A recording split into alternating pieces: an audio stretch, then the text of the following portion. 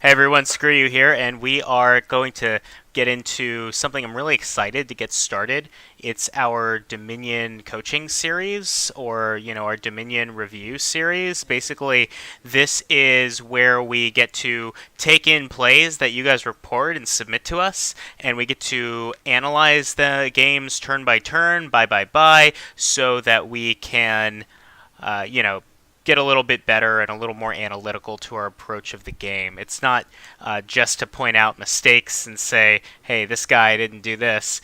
It's to see how we can all be incorporating these things in retrospect and get a little bit better. So, no matter how good you think you are or are not, please do consider recording a game and submitting it to us so that we can take a look and either give some coaching feedback or just watch a great game of Dominion and commentate it.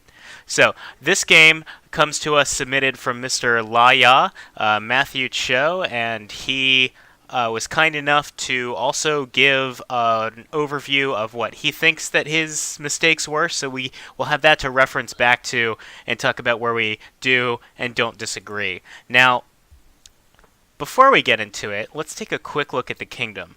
We're looking at Young Witch, and that's the first place my eye goes because it's an attack, and giving out curses is pretty disruptive, and there isn't really much in the way of dealing with the curses.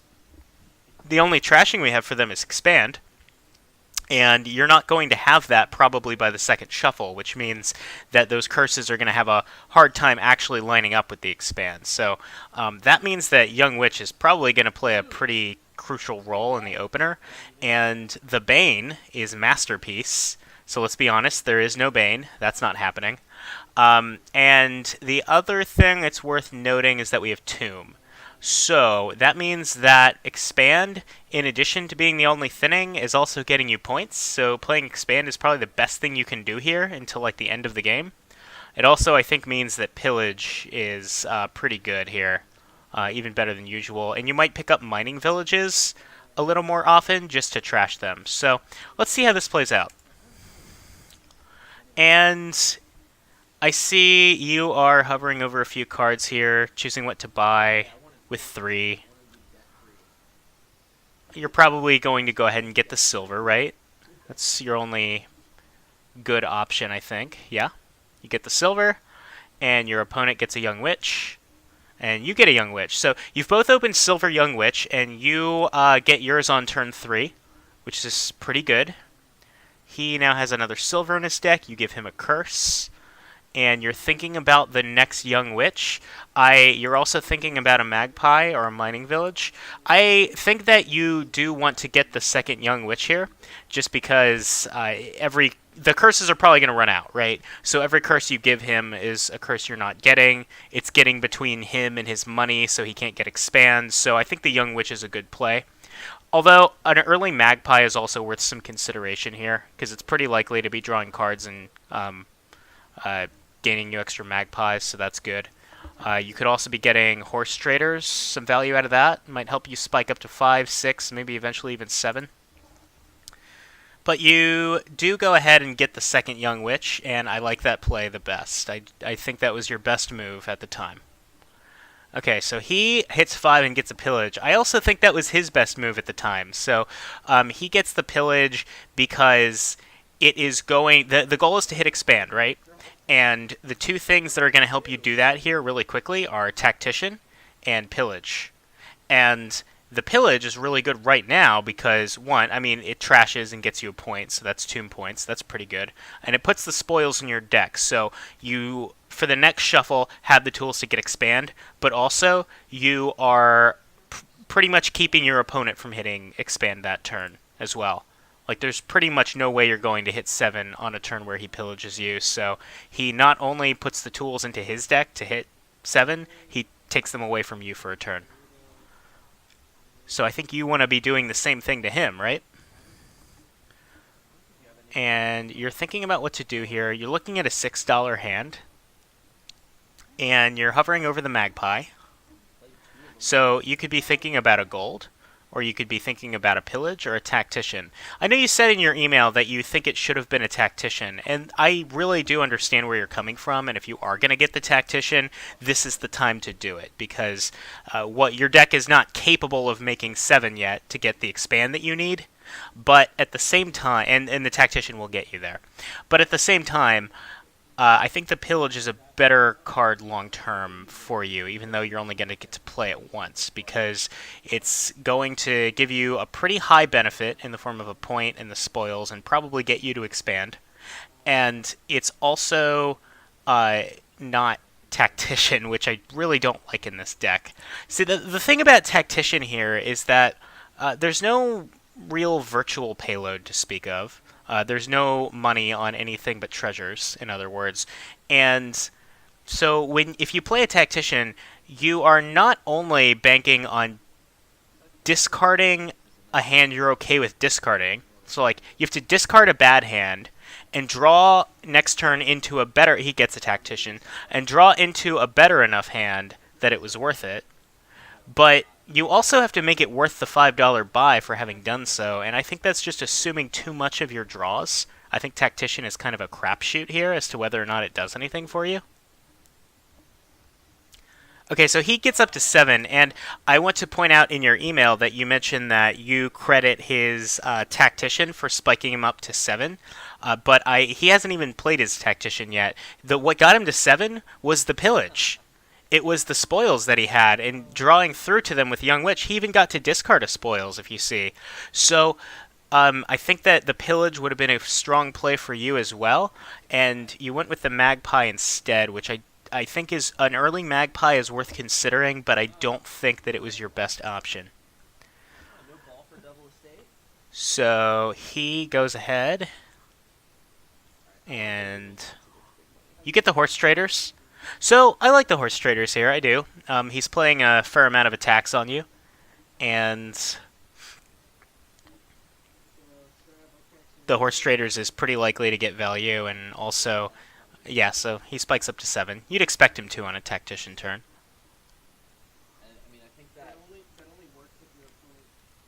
He gets a gold and a Magpie. I think he should have just saved the spoils and gotten another expand. I think you want like 3 expands in your deck here, and maybe you don't even stop there. Like, playing an expand is by far the best thing you can do here. Okay, so he trashes an estate and gets a Pillage. I think that's still really strong for him. I think Pillage is a really strong play here. Okay.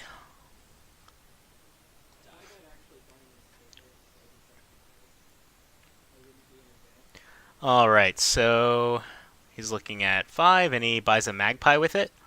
I don't really know why he bought a Magpie for 5. And you are looking at 6 here. And you're both just filling your deck with treasures at this point, so you buy the Tactician. I think if you were going to buy the Tactician, the time was a couple of shuffles ago to do it, because the thing that I said about banking on discarding a bad enough hand and drawing into a good enough hand, that's even more true now. Like, you can make a case for Tactician back when your deck was incapable of making 7 and Tactician let it do it, but I think it's pretty bad to get one now because you're assuming so much of the way you draw your cards when you buy that and play it. Okay, so, case in point, you have no idea what he discarded. That could have been a fine hand. And again, that was a fine hand. That could have been a Pillage or a gold, but you have to get value out of the Tactician because you did buy it. I mean, that's sunk cost bias, sure, but... Okay, so he is getting to 9. I would get an expand if I were him. I don't think you're to the point where you stop buying expands yet. Yeah, no, he goes... Mining Village Magpie. If anything, I would have gone double Mining Village at this point. I don't think the Magpies are doing that much for him. Okay, so you are looking at $13 in three buys, and this is your best hand so far of the game. And so you are looking at that $13 in multiple buys and wishing it was $14 in multiple buys so that you could get expand. And I wish that for you too. That's what I want for you, but it didn't happen. So you are going to get an expand. I think that's the easy call. You definitely get the expand. You don't have one yet, and you need like lots of them. Okay, and then you get the mining village, and you're hovering over Royal Blacksmith. I hope you don't... Okay, you bought the Royal Blacksmith. I don't think you had a plan for this. I don't think that this was a good play, because you have not trashed coppers, and you have no way of productively doing so. And not only that, but like everything that your Royal Blacksmith draws you dead is like might as well be a curse, right? Like because you don't have any villages to support it. So you play a magpie. And I honestly wouldn't, yeah, I wouldn't have even played that Royal Blacksmith because you knew you hadn't seen your expand this shuffle. When you're tracking your deck, the first thing you always think of is what is my most valuable card and have I seen it yet? And your most valuable card there was expand and you hadn't seen it yet. So playing a terminal draw card was a huge risk and you got punished for it by drawing your expand dead. It's like you didn't even buy one last shuffle. So you are at $3 and you get the silver. So I would have not bought the Royal Blacksmith, but I also would not have played it just there if it was in my hand. Okay.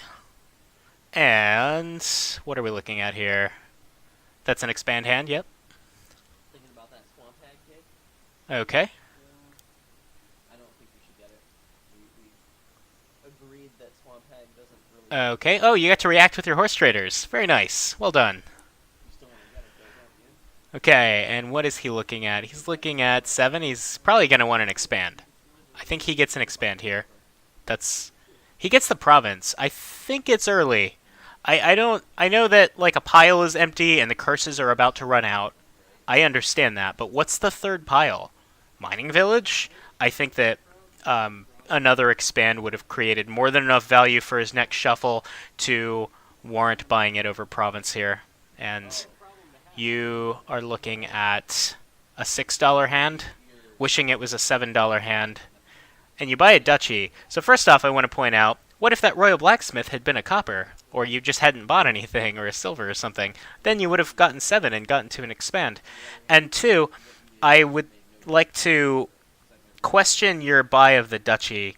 I don't think it's time yet. I think it's a little early. I understand that 2 piles are out, but like realistically, the only way the game is going to end is if that third pile runs out. And the third pile is probably province in my eyes. I don't think any of you are going to be buying all these mining villages. I know you could expand into them, but I don't think you're going to. So I think that building more is the right call here. And you unfortunately get your expands colliding. That's pretty unlucky for you. He plays a Tactician. Again, no idea what he discarded, but it might have been great. Okay, you expand an estate into a duchy. I think estate into pillage would have been better. You're going to shuffle your deck before the game is over. So everything you put into that deck matters. Like that duchy, you're going to draw it. And it's not going to be a pillage or a silver or a mining village.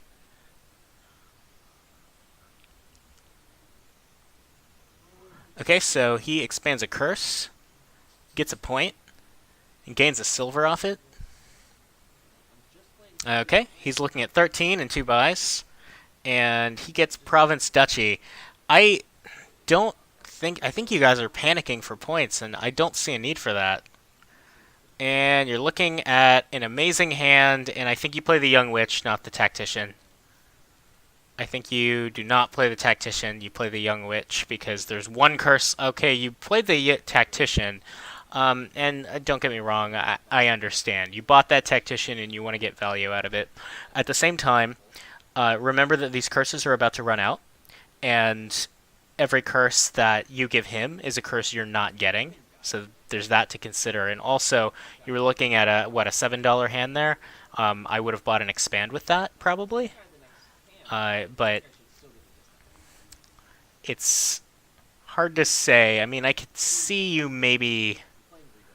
not drawing the expand quickly enough to get value out of it, but we'll see.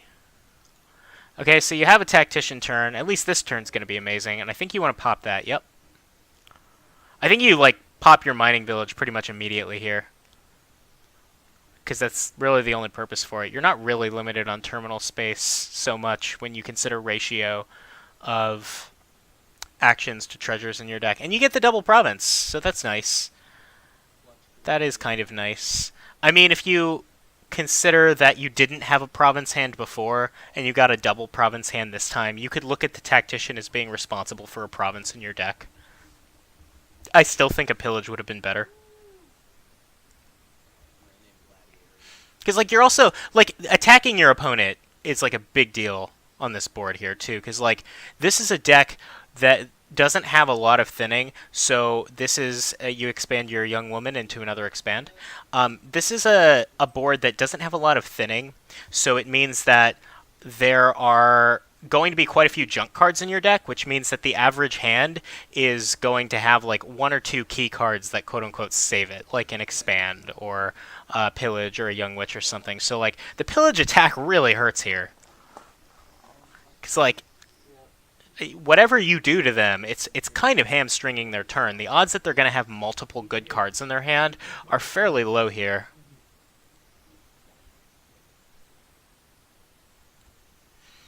Okay. I want to point out that, like, I think you also, I really want to come back to you having bought duchies a bit too early here. I think you greened a bit too early. And so we get to the 3 pile, and that ends the game. I'm not really going to fault you for leaving that last duchy in the pile, because, like, if he had gotten another duchy or something, you were kind of screwed anyway. But the duchies ran out, and I don't think it had to end that way. And I think that it piling on duchies while you were kind of falling behind in deck control was really to your detriment. I think that if one of you had just steeled yourself and built more instead of greening right away, I think that you'd be up a province. And if that was you instead of him, then I think you might have had a pretty good chance to win this game.